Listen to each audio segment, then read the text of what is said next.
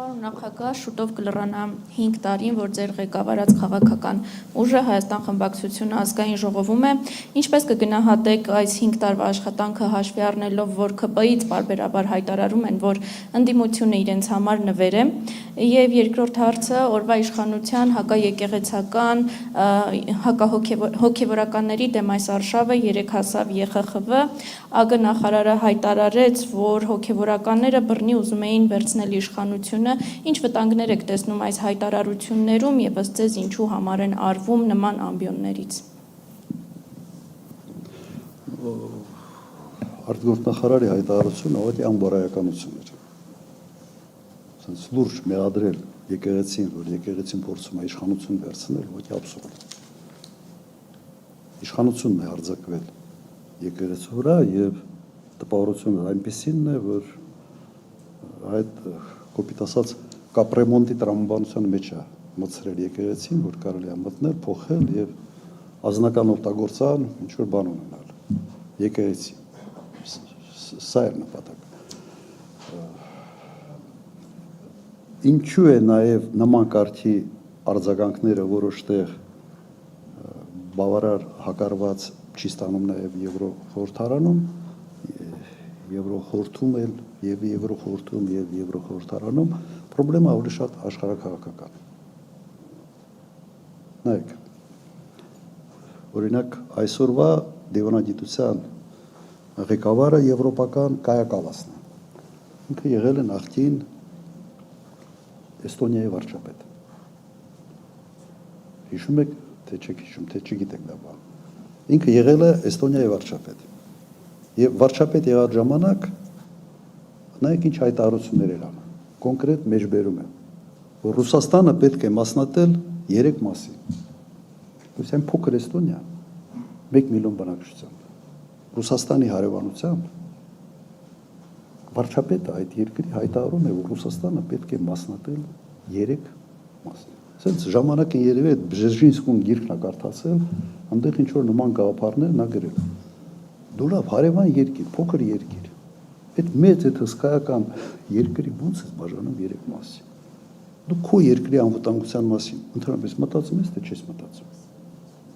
Հիմա այդ հոգեբանություն ունեցող մարդը դարձել է Եվրոմիության համար 1 դիվանագետ։ Եվ նույն թեմայի մեջ է։ Ես ինչի համար եմ այս օրինակը բերում։ Որտեվ սա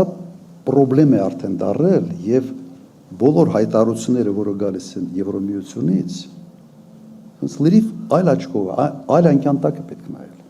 Քաղաքականացված, ծայրահեղ աստիճանի քաղաքականացված հայտարարություններ են, որոնք շատ դեպքում իրականության հետ որևէ առնչություն չունեն։ Եվ Եվրոխորհուրդն այս վիճակում այսօր եւ Եվրոմիություն։ Սենց բանա մտել իրենց մեջ, որ Ռուսաստանը ամենից մեծ խնդիրն է եւ այնինչ Ռուսաստանի դեմ է, մեզ համար լավ է։ Այդ բանաձևն է այսօր աշխատում։ Իմիջիալոց Տրամպի քաղաքականությունը որոշ չափով կօգնի, երբ որ ասում է Եվրոպան դեգրադացիայի մեջ է եւ պետք է դիստանցավորվել Եվրոպայից, սա բերելու է մեկ բանի։ Հենց եվրոպացիք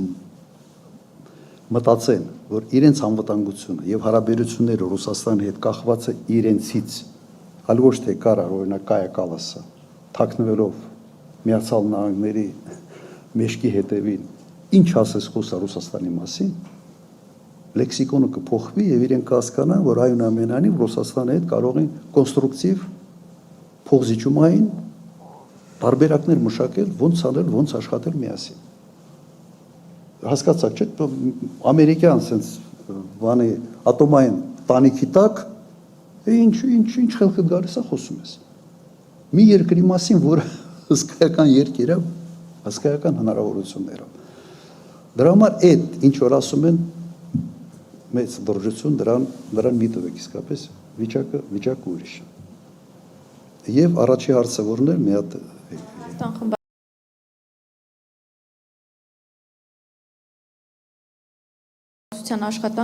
աշխատանքը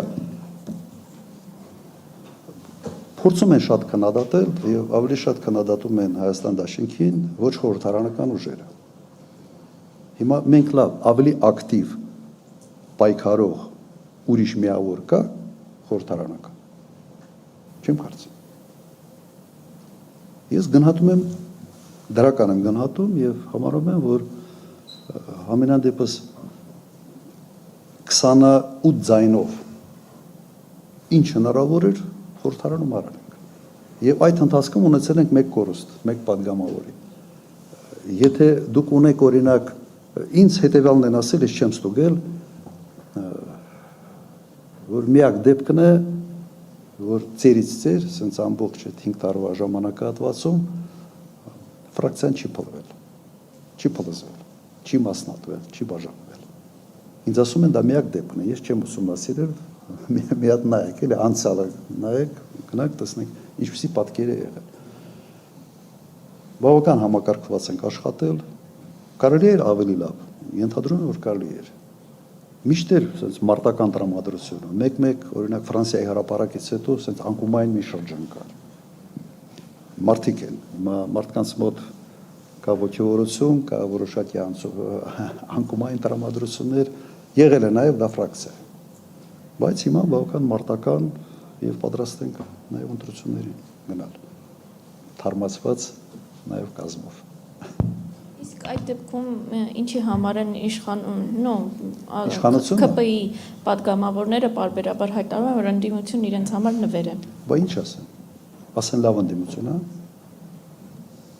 Դուք սպասում եք, որ կարող է ԿՊ-ն ասի ընդդիմությունը լավ ընդդիմություն է։ Բայց ինչի են նյարդանում հենց այդ հարց ու պատասխանի ժամանակ։ Նայեք, եթե իրենց առաջնորդը ինքը չտիրապետում ինքը իրեն, ոնց պիտի ինքը իրեն չտիրապետող մարդը պետության Հայաստանի Հանրապետության ղեկին նստածին է։ Բայց սա է պրոբլեմ, այդ հարցը ամեն մեկը պիտի իրեն տա, չէ։ Այս մարդը ինքը իրեն չտիրապետում։ Այդ նույնն է, որ դուք մի հարց տակ կամ օրինակ ստեղ եղել են, չէ, բավական ասած բարդ հարցեր։ Ես հիստերիկաների մեջ մտնեմ, այս սեղանը շուռ տամ, չգիտեմ, այս կոֆեի բաժակը վերցնեմ մեկի վրա գցեմ, այս ինչա գլխները պատով տվեք, չգիտեմ, ինչ կմ։ Նորմալ է։ Ինձ որևէ մեկը ձեզանից տեսած է, ասենց հունից դուրս եկած։ Կարծում եք ես էմոցիա չունեմ։ Բայց իմ ամբողջ կյանքի փորձը ինձ հուշում է եւ ասենց տրեյնինգը դրա վրա է, որ այդ էմոցիան պիտի պահես։ Բայց կարգ ու կանոն պիտի վիճակ լինես հաստատել։ Երկրի ղեկավարի հիմնական ֆունկցիան պետական համակարգը ամբողջությամբ ժամացույցի պես աշխատացնելն է, ժամացույցի պես։ Այսօրվա այս բարդակը, որ տեսնում եմ պետական համակարգում, մի խայտարակություն է։